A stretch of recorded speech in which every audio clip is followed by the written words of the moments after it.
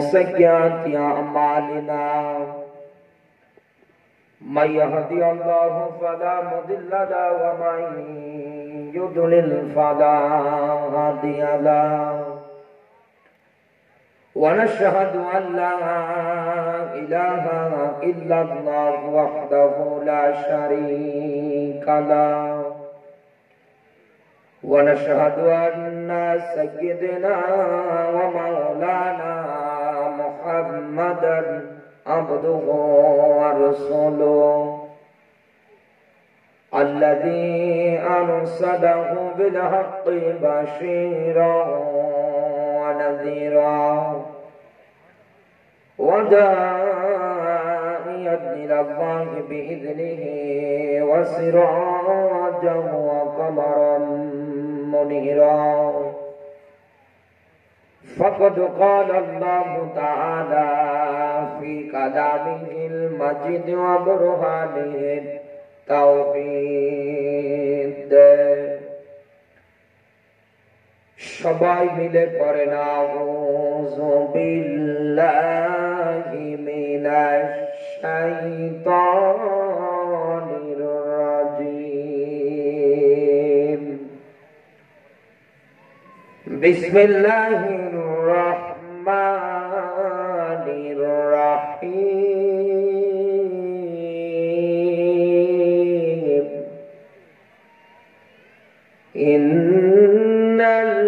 الذين قالوا ربنا الله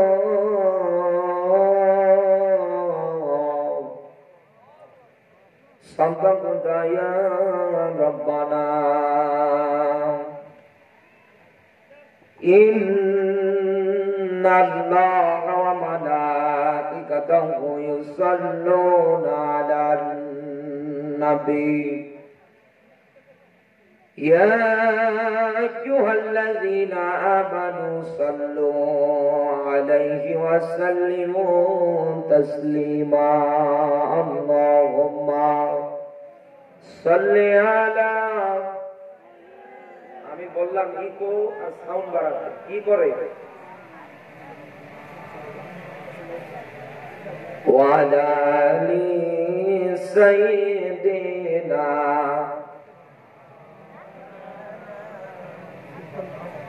খেয়ে না খেয়ে দিন প্রচারের কাজে নিজেকে দিয়ে সব বিলিয়ে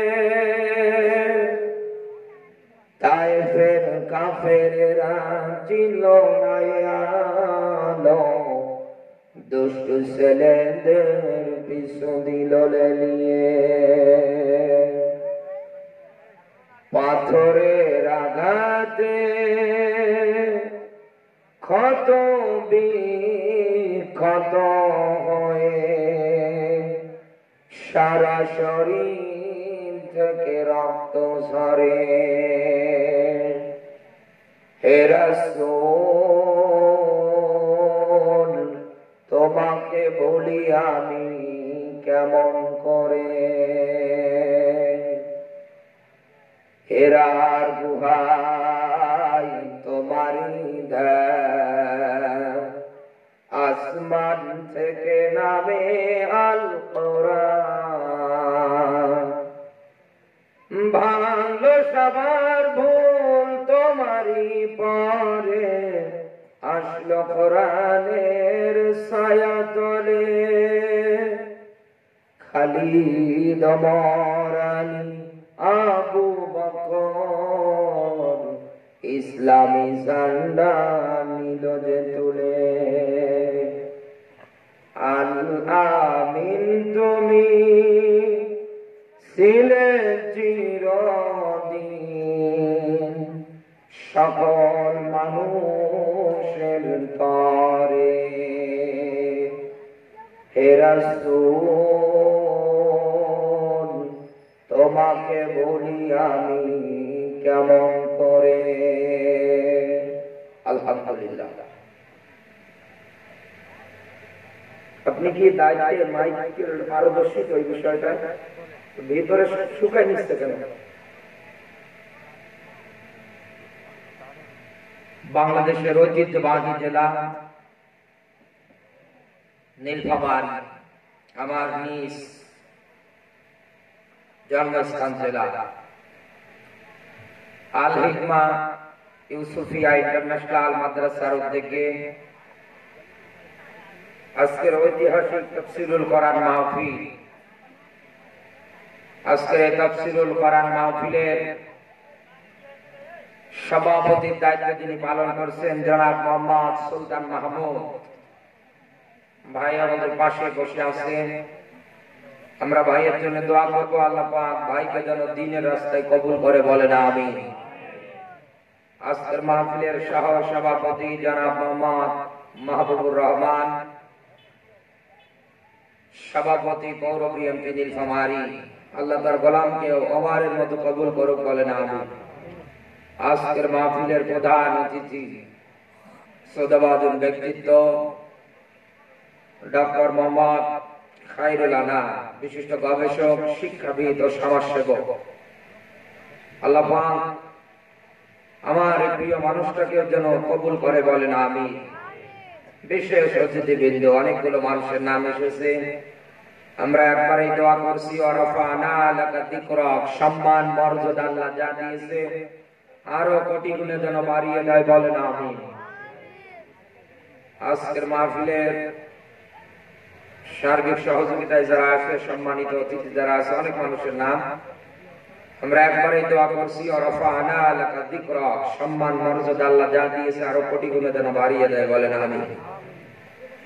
আলোচনা রেখেছেন শ্রদ্ধাভাজন বড় ভাই হাফেজ মাওলানা আরিফ আল মামুন। এরপরে কথা বলেছেন শ্রদ্ধাভাজন বড় ভাই মনিরুজ্জামান জিহাদি বিন সিরাজি। যত আলেম কথা বলেছে আমার এই প্রিয় দুই ভাই সহকারে, আল্লাহ সব আলেমদের কথাগুলো বাস্তব জীবনে মানবার, আমল করবার যেন তৌফিক দান করে বলেন আমিন। দল মত নির্বিশেষে প্রাণ প্রিয় নীলফামারীবাসী, আল্লাহ দরবারে নত শিরে শুকরিয়া আদায় করছি যে মহান মালিক হাজার হাজার মানুষের ভিতর থেকে বাছাই ছাঁটাই করে কোরআনে কারীম বলবার এবং শুনবার জন্য কবুল করেছেন। খুশি হয়ে সবাই উচ্চ আওয়াজে বলছি আলহামদুলিল্লাহ। কোরআনের আয়োজনটাই মনে হয় আমরা রাগ করে আসছি, আমাদের মনে মন খারাপ, মন খারাপ। আল্লাহ শুকরিয়া করলে গুনাহ, তাহলে তো আওয়াজ দিয়ে সবার জবান খুলে বলা দরকার ছিল। আর একবার খুশি হয়ে সবাই উচ্চ আওয়াজে বলছি আলহামদুলিল্লাহ। আমার বন্ধুরা, আমরা এসেছি আল্লাহর কোরআন শোনার জন্য।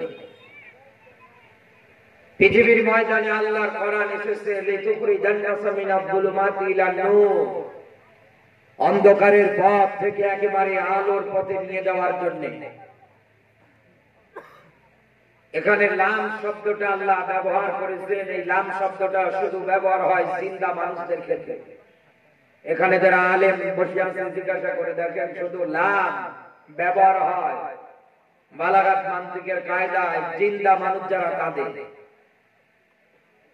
আমার নীলফামারী জেলায় আমি তো দেখি কত মানুষকে সারা জীবন দেখবেন কোরআন এবং ইসলামের বিরুদ্ধে একাধারে দিন পার করে যায়, অথচ এই লোকটা যদি মারা যায় ওনার লাশের পাশে বসে বসে কোরআন করা হচ্ছে।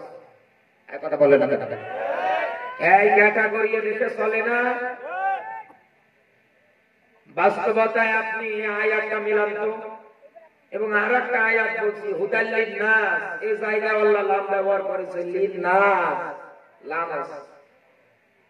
হুদা বলতে আল্লাহ এই কিতাবকে বুঝিয়েছে আসমানি কিতাব হুদা। একটা দুইটা নাম না, 55টার অধিক নাম আছে। আল্লামা সৈয়দ রহমাতুল্লাহ আলাইহি নিজে ব্যাখ্যা দিয়েছে, শেফা, নূর, হুদা, জিকির। সুবহানাল্লাহ বলতে পারেন না? ধারাবাহিক ভাবে এরকম করে নাম ব্যাখ্যা করা আছে। আল্লাহর এই হুদা তো এসেছে জিন্দা মানুষ যারা, তাদেরকে অন্ধকারের পথ থেকে একেবারে আলোর পথটা দেখানোর জন্য।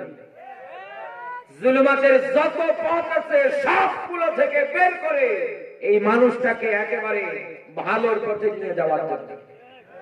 এখানে জুলুমের অর্থ প্রকৃত অর্থে দুইটা ব্যবহার করা হয়েছে।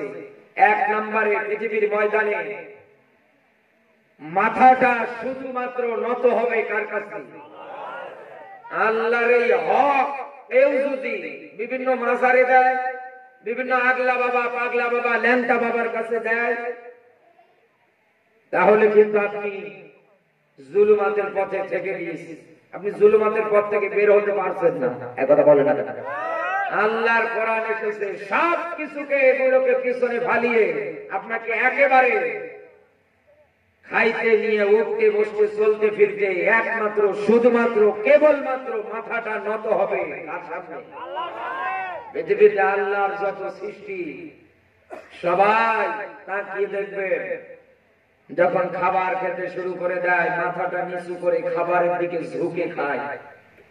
কিন্তু একটা মাত্র আল্লাহর সৃষ্টি আশরাফুল মাখলুকাত মানুষ, এই মানুষরা একদম খাবারে মুখ লাগিয়ে খায় না। একথা বলে না? তার মানে আল্লাহ এটাই বুঝিয়েছে, বান্দা তোর মাথাটা তো নত হবে রাজ্জাকের সামনে। রাজ্জাক কার নাম? বলে না। আমরা অনেক মানুষ আছি, দেখবেন যে এই ক্ষেত্রটাতে বিভিন্ন জায়গাগুলোর মধ্যে গিয়ে ও মাথা নত করে দেয়। 2 নাম্বার জুলুমের অর্থ আমি যেটা পেয়েছি, ইনসাফ বিরোধী কাজ, ন্যায়, আদল, সদাচরণ, এটা নিয়ে আল্লাহ বলেন আমি এই কোরআন দিয়েছি জিন্দা মানুষদের এই জন্য, এইগুলো থেকে তাকে একেবারে কাটছাট করে বের করে সোজা একেবারে আলোর পথটা দেখার জন্য। সুবহানাল্লাহ বলতে পারে? বাস্তবতায় আপনি মিলিয়ে দেখেন আমার প্রিয় বন্ধুরা, এই দুনিয়ার ময়দানে জিন্দা থাকতে কোরআন মানতে যাবেন, জিন্দা থাকতে কোরআনের নিয়ম নীতি কায়েমের জন্য মনোভাব তৈরি করবে, এই কোরআনের প্রতিষ্ঠার জন্য স্লোগান দেবে, আপনাকে অনেক মানুষ নাম বিকৃত করে পর্যন্ত ডাকাডাকি করবে। বলবে না? উল্টা পাল্টা নাম দিয়ে পর্যন্ত আপনাকে গালার করার জন্য চেষ্টায় থাকবে, আপনার বিরুদ্ধে সমালোচনা পর্যন্ত চালাবে। যেই লোকটা চালাচ্ছে ও কিন্তু হিন্দু না, ও কিন্তু বৌদ্ধ না, ও কিন্তু খ্রিস্টান না, যে আপনার বিরুদ্ধে অবস্থান নিয়েছে তাকিয়ে দেখেন ও কিন্তু মুসলমান। আমি আয়াতের ব্যাখ্যা বিশ্লেষণ গুলো দিতে গেলে এইভাবে ব্যাখ্যা দেয়, কোরআন এবং হাদিসের আলোচনা এদেশে কম হচ্ছে না। এই নীলফামারী জেলাতে আজকে জরিপ চালান, শুধু এই শহরে নীলফামারী জেলায় কতগুলো থানা আছে, সব জায়গায় জরিপ চালিয়ে দেখেন কোরআনের মাহফিল প্রায় প্রত্যেকটা পাড়া, প্রত্যেকটা গ্রামে কথা বলে হয়ে যাচ্ছে। মানুষও আসতেছে কোরআন শোনার জন্য, কিন্তু অবস্থাটা দাঁড়াচ্ছে কি, কোরআন শোনার পরে মানুষের তো পরিবর্তন হওয়ার কথা, কিন্তু না, ওই আগেও যা পরেও তা।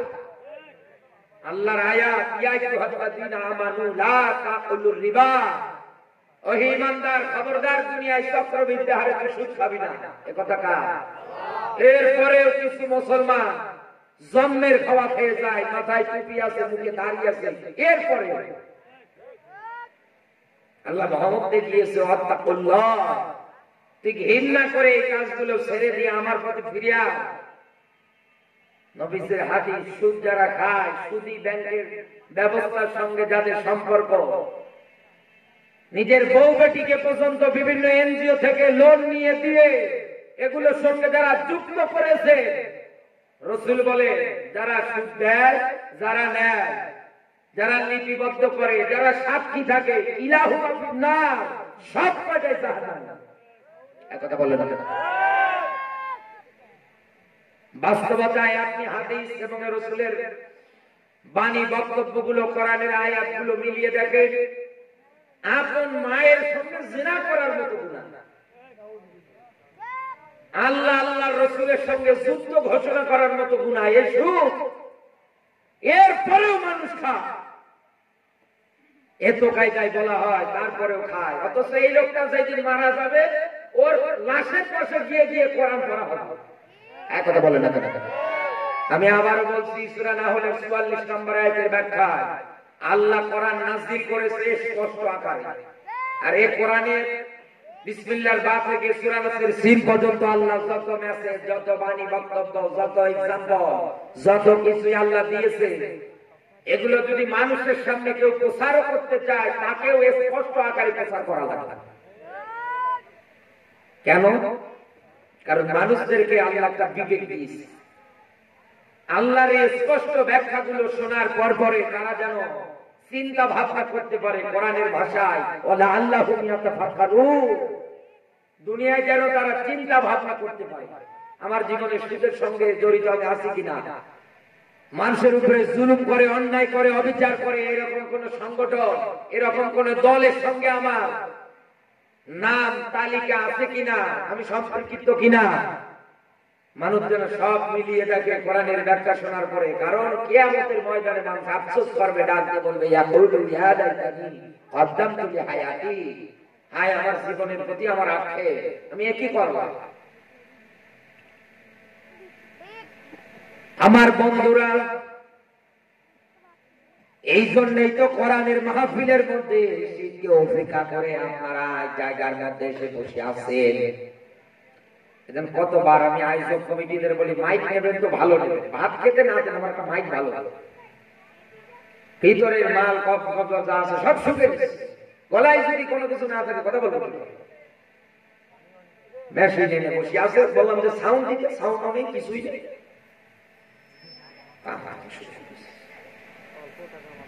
আমার বন্ধুরা এদিকে তাকান। এই জন্য আল্লাহ রাব্বুল আলামিন কোরআনে কারীমের মধ্যে আপনাকে আমাকে একটা ব্যাখ্যা দিয়ে এটাই জানাতে চাইছে, দুনিয়ার মানুষ, দুনিয়ার ময়দানে কোরআন আমি আল্লাহ দিয়েছি। কোরআনটা পাওয়ার পরে, ব্যাখ্যাগুলো শোনার পরে জিন্দা মানুষ যারা আছে তারা যেন চিন্তা ভাবনা করতে পারে। এই ৯৬% মুসলমানের দেশে আমরা যদি কোরআনটা আবেগ দিয়ে না শুনে বিবেক দিয়ে শুনতে পারতাম, এতে সেই ইসলামের এত দুর্গতি আমরা কোনদিনও দেখতাম না। আজ দেশের মানুষ তো ইসলাম মানার ক্ষেত্রে শুধু আবেগ দেখায়, শুধু আবেগ। আরে ভাই, আবেগ দিয়ে তো দুনিয়ায় ইসলাম চলে না। আপনি যদি দুনিয়ায় চলতে চান ইসলামী নিয়ম নীতি অনুসারে, আপনাকে দুনিয়ায় চলা লাগবে বিবেক খাটিয়ে। আজ আমাদের বিবেক নিয়ে উপরে প্রসাদ করে দিয়েছে। আলোচনা করতে করতে আমি একটা এক্সাম্পল, একটা উদাহরণ বুঝিয়ে দেই। একটা সাপ আর একটা ব্যাঙ, দুইজনের মাঝে ভালো বন্ধুত্ব। দুইজনে কোন একটা জায়গার মধ্যে আসছিলেন গল্প করতে করতে। সাপ যখন চলাচল করে আপনি তাকিয়ে দেখতে পারবেন ও একেবারে আঁকা বাঁকা হয়ে চলে, আর ব্যাঙ যদি যায় লাফিয়ে লাফিয়ে যায়। কিছু দূর যাওয়ার পরে ব্যাঙ ডাকতে বলছে, বন্ধু সাপ, তোর জাতিগত একটা স্বভাব আমার কাছে খারাপ লাগছে। কি তুমি চলার সময় আঁকা বাঁকা হয়ে যাও, সোজাই চলতে পারো না। ডাক দিয়ে বলে, বেটা আমার বাপ দাদা ১৪ গোষ্ঠী যা আছে সবাই এই কাতারে চলছে। তাই বলে, হ্যাঁ। তো তোমার হঠাৎ করে এই বিষয় কেন প্রশ্ন? বলে, না একটু করলাম আর কি। নীলফামারী বাসী ভালো করে এক্সাম্পলটা বুঝে নেবে। অনেকের জীবনের সঙ্গে তথ্যটা 100 মিলে যাবে। এরাই হবে না, ওই অবস্থায় রাখে,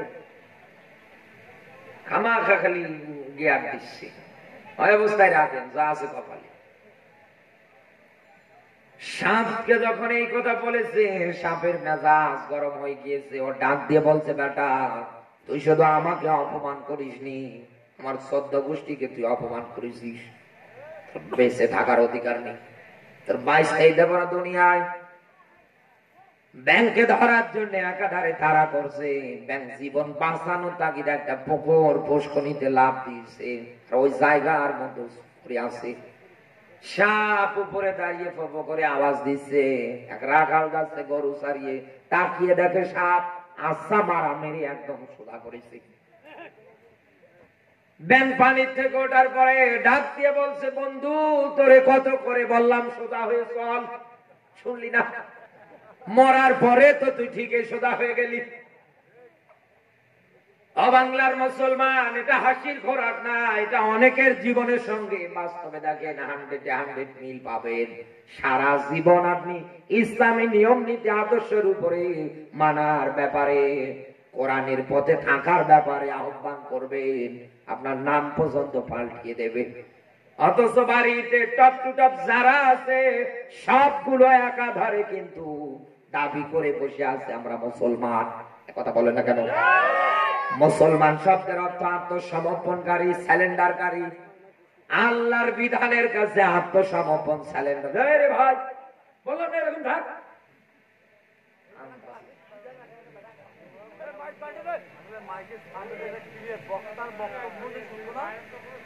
কি কি করবো বলেন তো? অনেক বলছি না ওইরকম থাক।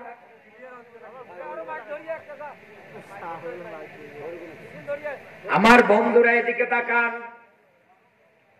যেই মানুষগুলো আপনার এই রকম একাধারে ইসলামে এবং কোরআনে চলার পথে দেখবেন বাধা দেয়, আহ্বান করবেন আসার জন্য ইসলাম মানার ক্ষেত্রে, টপ যারা আছে সবগুলোই কিন্তু মুসলমান। জীবন চালানোর ক্ষেত্রে আল্লাহর বিধানের কাছে আত্মসমর্পণ, স্যালেন্ডার তাদের হয় না। অথচ যেই দিন এই লোকগুলোর কাছে আজরাইল চলে আসে, একেবারে জানটা কবজ হয়ে যায়, তাকিয়ে দেখবেন টনটনা সোজা করে চকলেটের মতো মুড়িয়ে কবরে রেখে আসে। কথা বলেন। এই জন্য আল্লাহ বুঝে আয়াত দিয়েছে কোরআনে, আল্লাহ হাকুমুত্তাকাসুর, দুনিয়ার ক্ষমতা, সুনাম, খ্যাতি, সম্মান, চেয়ার, ধন সম্পদ, টাকা পয়সা, প্রাচুর্য, এইগুলোর পিছনে মানুষ যেন না দৌড়ায়। এত কায়দায় বলা হয় ক্ষমতা চিরস্থায়ী না, ধন সম্পদ, টাকা পয়সা এগুলো নিয়ে অহংকার, বড়াই করার জিনিস না। কথা বলেন না কেন? তারপরেও দেখবেন এই দেশে সবচাইতে বেশি মারামারি হয়, সেটাই হচ্ছে এই চেয়ার নিয়ে। একবার যদি কেউ কোনোভাবে কোনো জায়গায় এরকম বসতে পারে, কত মানুষ মারা যায়, যাক আমি আর চেয়ার ছাড়ব না, মারো মানুষ। আমার বন্ধুরা, এই জন্য আয়াত থেকে আমি আপনাকে এটাই আহ্বান করে যাচ্ছি, মেসেজ দিয়ে যাচ্ছি, আল্লাহর কোরআন যেহেতু এসেছে, আপনাকে আমাকে এরকম যত অন্ধকারের পথ আছে সবগুলো থেকে বাঁচানোর জন্য, যেহেতু জান্নাতের রাস্তায় নিয়ে যাওয়ার জন্য। আজকের পর থেকে আমাদের কর্মসূচি, আমাদের কার্যকলাপ গুলো যা করা লাগবে সবগুলো কিন্তু ইসলাম নিয়ম নীতি মেনটেন করে। কারণ আল্লাহর কোরআনের আয়াত আমার চোখের সামনে ভাসতেছে। আল্লাহ পাক বলেন, মাইয়াবতাগি গায়রাল ইসলামি দীনান ফালা ইউকবালা মিনহু। সূরা আলে ইমরান 3 নম্বর সূরা 4 নম্বর পারার 85 নম্বর আয়াতের মধ্যে আল্লাহ রাব্বুল আলামিন একটা চমৎকার ব্যাখ্যা মানুষদের জন্য দিয়েছে। আল্লাহ বলেন, ইসলাম বাদ দিয়ে, কোরআন বাদ দিয়ে কারো যদি ব্যক্তি চলে, পরিবার চলে, সমাজ চলে, কারো যদি রাজনীতিটাও হয়, এমনকি দেশও যদি পরিচালনা হয়, এ কাজের সঙ্গে টপ টু টপ যারাই জড়িত, তাদের একটা জীবনের রুকু সেজদা কোনো আমল আল্লাহ কবুল করে না। বিশাল বড় দাড়ি রেখেছেন রবীন্দ্রনাথ ঠাকুরের মতো, এই কথা বলে, মাথায় লম্বা টুপি দিয়েছেন, পাগড়িও বেঁধেছেন, আল্লাহর জমিনে আল্লাহর কোরআনের ইসলামের আইন চলুক, এ ব্যাপারে কথা বললে বলে মওদুদি দালাল। ঈমান আছে এদের? আল্লাহর কোরআনের এতটুকুন ব্যাখ্যায় শুধু না, ওয়াহুয়া ফিল আখিরাতি মিনাল খাসিরিন, আর এই লোকগুলো কিয়ামতের ময়দানে ক্ষতির কাতারে দাঁড়াবে। বাস্তবতায় মেলান তো, আপনি আয়াতগুলো মেলান ধারাবাহিকভাবে। এদেশের প্রত্যেকটা তাফসীর মাহফিল থেকে আপনাকে আমাকে তো আলোচক যারা আছে তারা এগুলোই প্রচার করে দিয়ে যাচ্ছে, বলে যাচ্ছে। এরপরেও যদি আপনি না মানেন, ওই সাপের মতো কিন্তু আপনাকেও পিটিয়ে আসারে দেশে সোজা করাবে। ওই দিন একদম 100-100 সোজা হয়ে টকরানিকে থাকবেন, তখন টের পাবে। মারা যাওয়ার আগে আরো সোজা হবে না, ও বাঁকা পথে ডিপজলের মতো ঘাড় বাঁকা করে যাচ্ছে। এক কথা বলেন কেন? আল্লাহর ইসলামী নিয়ম নীতির আদর্শ আপনি মানেন না, আপনার কাছে ভালো লাগে না, আপনি আসেন না এই পথটাতে। কেন আসবেন না? কোরআনের আয়াতগুলোর দিকে একটু তাকান তো। আল্লাহ পাক বলেন, ওয়াইদ ক্বালা রাব্বুকা লিল মালাইকাতি ইন্নী জাইলুন ফিল আরদি খলিফা। আল্লাহ পাক বলেন, ওয়াইদ স্মরণ করো, ক্বালা এখানে আলেমদের আছে, জিজ্ঞাসা করেন কল আর ফাইল যিনি তিনি কে? বলেন বলেন। কাদেরকে বলতেছেন? মালাইকা। এটা 1 বছর না, কিন্তু এটা বহু বছর। আল্লাহ রাব্বুল আলামিন সব ফেরেশতাদেরকে এক জায়গায় করে ডাক দিয়ে বলতেছে, ইন্নী অবশ্যই পাঠাবো জাইলুম ফিল আরদি খলিফা, জমিনের ময়দানে খলিফা প্রতিনিধি পাঠাবে। এ ব্যাপারে ফেরেশতাদের বলছে কে? বলেন বলেন। অনেক মানুষ আয়াতটার ব্যাখ্যা করতে গিয়ে ব্যাখ্যা দেয় আল্লাহ রাব্বুল আলামিন ফেরেশতাদেরকে নিয়ে একটা জায়গার মধ্যে পরামর্শ করার জন্য বসেছে। আপনি আয়াতের ব্যাখ্যা করেন কোন হিসাবে?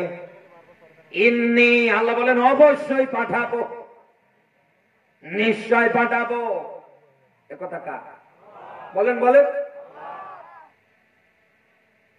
কারণ দুনিয়ার ময়দানে পরামর্শ ক্ষেত্রে আপনি যদি ব্যাখ্যা যেটা দিয়ে ধরছেন একাধারে, ইনি মনে করেন আমার বড় ভাই, আমি ওনার ছোট ভাই, কোন একটা কাজ আমি করব, উদ্যোগ নেব, আমি ছোট মানুষ, আমার ভুল ভ্রান্তি হলে হতে পারে, এই জন্য আমি ওনার কাছে আগে পরামর্শ নেব, ভাই এই কাজটা আমি করতে চাই, এটা কেমন হবে?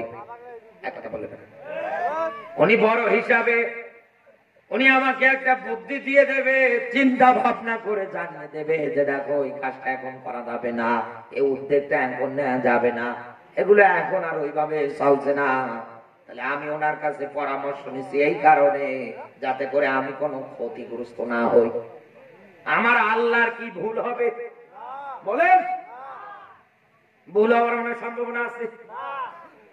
কেন আপনি বলেন আল্লাহ ফেরেশতাদেরকে নিয়ে এক জায়গায় বসে পরামর্শ করতেছে? পরামর্শ আয়াতের ব্যাখ্যা এটা না। আল্লাহ বলেন অবশ্যই পাঠাবো। কাদেরকে? তথা আমাদেরকে বানানোর ব্যাপারে, দুনিয়ায় পাঠানোর ব্যাপারে আল্লাহ ফেরেশতাদের যখন বলেছিলেন, ফেরেশতারা আপনাকে আমাকে বানানোর কথা শুনে, দুনিয়ায় পাঠানোর কথা শুনে ডাক দিয়ে বলেছিল, আল্লাহ দুনিয়ায় কাদেরকে বানাবা, কাদেরকে পাঠাবা? যারা দুনিয়ায় যাওয়ার পর পরে নিজেরা ফিতনা ফাসাদ করবে, রক্তপাত করবে। আয়াতের ব্যাখ্যায় দেখেন মিলে যাবে। সূরা বাকারা 2 নাম্বার সূরা 1 নাম্বার পারা 3 নাম্বার রুকু, এটা পাবেন আপনি 30 নাম্বার আয়াত। এই আয়াতটা মিলিয়ে দেখেন, সুন্দর একটা তথ্য এই জায়গায় পাওয়া যায়। 1 নাম্বার আপনার আমার ব্যাপারে ফেরেশতারা ডাক দিয়ে বলেছিল, আল্লাহ দুনিয়ায় এদেরকে যে পাঠাবা, এরা যাওয়ার পরে মারামারি করবে, রক্তপাত করবে, ফিতনা ফাসাদ করবে, এরা নিজেরাই নিজেদের উপরে একাধারে এরকম চালাবে। ফেরেশতাদের ওই কথার জবাবটা ও বাংলার মুসলমান মিলিয়ে দেখে, এই দেশে কোন ছাগলকে কি 10 টুকরো করে? কোন গরু করে? কারে? কারা? সব মানুষেরা। সব মানুষেরা একাধারে তাকান আপনি, কেটে টুকরো টুকরো করে ফেলতেছে। একটা মানুষের দেহ, বডিটা পছন্দ, হাত আলাদা, পা আলাদা। সমাজের মধ্যে হাজারো ফিতনা ফাসাদ গুলো একাধারে তৈরি করে দেওয়ার পিছনে সবচাইতে যাদের বেশি ভূমিকা, তারাই দেখেন এই মানুষেরা। তো ফেরেশতাদের এই জবাব আল্লাহর সামনে যখন তারা বলেছিলেন, এটা মিলিয়ে দেখেন কিয়ামতের আগ পর্যন্ত সবচাইতে কিন্তু রক্তপাত, কাটাকাটি, মারামারি, হানাহানি, ফিতনা ফাসাদ সবচাইতে বেশি করে মানুষেরা। ঠিক আছে তো ব্যাখ্যা? এই কাজগুলোতে দুনিয়ায় যারা পারদর্শী, নিজেকে বিশাল কিছু মনে করে, নিজের ক্রেডিট বানিয়েছেন এই কাজগুলো করা। আপনার এই দুনিয়ায় ক্ষমতা টিকিয়ে রাখার জন্য মানুষদেরকে কষ্ট একাধারে দেওয়ার ক্ষেত্রে আপনি যে কর্মসূচি গুলো একাধারে হাতে উঠিয়েছেন, নিরপরাধ কত মানুষকে ঘরে থাকতে দেন না, বাড়ি থাকতে দেন না, কত নিরপরাধ মানুষগুলোকে আপনি দেশ থেকে পর্যন্ত তাড়িয়ে দিলেন। এই যে কষ্ট, এই যে একটা ফিতনা ফাসাদ, একটা বিশৃঙ্খলা আপনার দ্বারা তৈরি হলো, আপনার হাতের দ্বারা, কর্মের দ্বারা, আপনার মুখস্থিত বাণীর দ্বারা দুনিয়ার ময়দানটার মধ্যে একটা শোরগোল, হট্টগোল বেজে গেল। পরিবারের দিকে তাকালে দেখা যায় যে লোকটাকে আপনি তাড়িয়ে দিলেন, ওনার পরিবারটা এমন কায়দায় জীবন যাপন করতেছে, খেয়ে না খেয়ে। এই কাজের সঙ্গে যারা এতদিন পর্যন্ত জড়িত, ভাই এখন পর্যন্ত আপনার হাতের দ্বারা, আপনার জবানের দ্বারা এই কাজগুলো হয়ে যাচ্ছে, আমি আপনার জন্য একটা মাত্র কোরআনের আয়াত বলছি। আল্লাহ পাক বলেন, ইন্নাল্লাযীনা ফাতানুল মুমিনিনা ওয়াল মুমিনাত, বলেন আল্লাহু আকবার। সূরা বুরুজ 85 নম্বর সূরা 30 নম্বর পারার, এটা পাবেন আপনি প্রথম নাম্বার উপর 10 নম্বর আয়াতটা। আল্লাহ বলেন, ইন্না মানে নিশ্চয়ই, আল্লাযী অতঃপর যারা, এখানে জ্ঞানী মানুষ যারা বসে আছে, আলেম জিজ্ঞাসা করেন, ফাতানু শব্দের শাব্দিক অর্থ বিপদে ফেলা, কষ্ট দেওয়া। এই রক্তপাতের মাধ্যমে আপনি একটা পরিবারকে পুরো বিপদে ফেলিয়ে দিলেন। কি অপরাধ এই লোকটার দুনিয়ায় ইসলামী আন্দোলন করে, তাই কথা বলেন না কেন? এই লোকটাকে আপনি 13 বছর 14 বছর জেল খাটালেন, লোকটার কি অপরাধ? লোকটা কোরআনের শাসন চায়, তাই এটা করার কারণে আপনি তার পরিবারের মধ্যে একাধারে এরকম একটা কষ্টের বোঝা চাপিয়ে দিলেন। পরিবারের গার্জিয়ানকে হারিয়ে তারা দিশাহারা। এই কাজের সঙ্গে, এই সংগঠনের সঙ্গে যারাই জড়িত, আল্লাহর ব্যাখ্যা ফাতানো, বিপদে ফেলাবে, কষ্ট দেবে। কাদেরকে? আল্লাহ সিরিয়াল করেছে মুমিন, শব্দটা পুরুষবাচক। পরের ব্যাখ্যায় আল্লাহ উঠিয়েছে মুমিনাত, এটা স্ত্রীবাচক। এই দুনিয়ার ময়দানে মুমিন নর এবং নারীদেরকে যারা বিপদে ফেলাবে, কষ্ট দেবে। আল্লাহর ব্যাখ্যা, সুম্মা লাম ইয়াতুবু ফালাহুম আযাবু জাহান্নাম। আয়াতটা এদিকে তাকান, এখানে একটা ছোট্ট গোপনীয় বিষয় আছে। আল্লাহ কিন্তু বিপদ আর কষ্টের ব্যাখ্যা দিয়েছেন, দেওয়ার পরে জায়গার মধ্যে এই মানুষগুলোর থাকার জায়গা এবং এদের শাস্তির ব্যাপারে জাহান্নামের তথ্যটাও আল্লাহ উঠিয়ে ধরেছেন। কিন্তু পরক্ষণে আল্লাহ জায়গার মধ্যে একটা শব্দ ব্যবহার করেছে, সুম্মা লাম ইয়াতুবু। এরা যদি তাওবাবিহীন অবস্থায় মারা যায়, আমার প্রশ্ন, নীলফামারীর বাসী একটু বিবেক খাটিয়ে উত্তর দেন তো, আমার আল্লাহ এই জায়গার মধ্যে তাওবার ব্যাখ্যা কেন দিয়েছে? কেন দিলেন বলেন? কারণ এই দুনিয়ার ময়দানে হক হচ্ছে দুই প্রকার। হক কয় প্রকার? বলেন বলেন। এক নম্বরে হকুল্লাহ, কার হক? আল্লাহর হক, নামাজ, রোজা, হজ, যাকাত, এগুলো দুনিয়ায় যদি আপনি আদায় না করেন, আমার আল্লাহ যদি আপনাকে কিয়ামতের ময়দানে মাফ করে দেয়, আমার আল্লাহর কি কারো কাছে কৈফিয়ত দেয়া লাগবে? জবাব